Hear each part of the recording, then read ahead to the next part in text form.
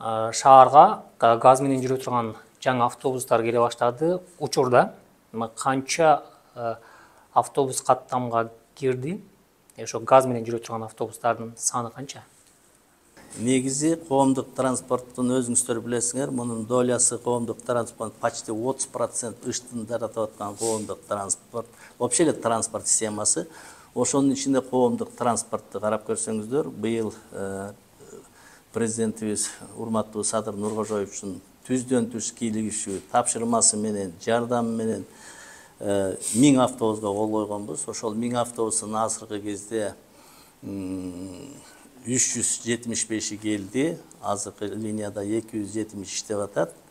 Андан тышкары былтыр биз дагы 120 газ менен жүргөн автобустарды алганбыз. Жылдын аягына чейин бизде 620 автобус газ менен жүргөн автобустар жүрөт. Бул дегенибиз, андан тышкары бизден Европейский банк развития менен проектибиз бар болчу. Ал жерден дагы 124 газ менен жүргөн автобустар келип баштады. Бүгүнкү күндө алардан да 60 келди. Өзүбүздүн 500 автобус, жалпысынан 620 автобус быйылкы жылда ишке кирет.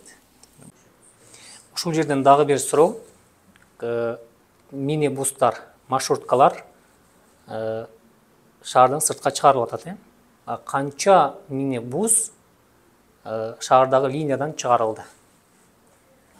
Азыркы кезде болжол менен алганда биздин шаардыбызда мурдакы жылдары 4,5 миңдин тегерегинде микроавтобустар жүрчү.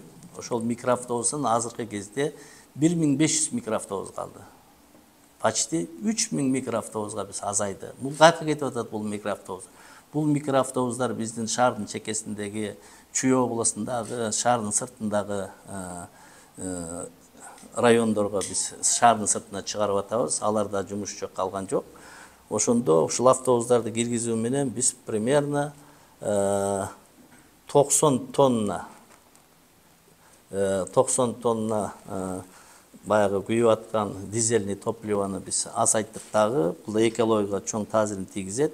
Болжол менен бул 2% түзөт деп биз эсептеп атабыз. Себеби частный транспортта көп. Мына ушул маселени дагы 2%ке мына ыш маселесин азайттык деп биз өз ушундай расчет кылып атабыз. Буйруса эмки жылы калган 500 автобус, анан 120 электробус келет. Ошону менен бул жагынан дагы биз алгылыктуу иштер жасадык деп ойлоп атабыз да.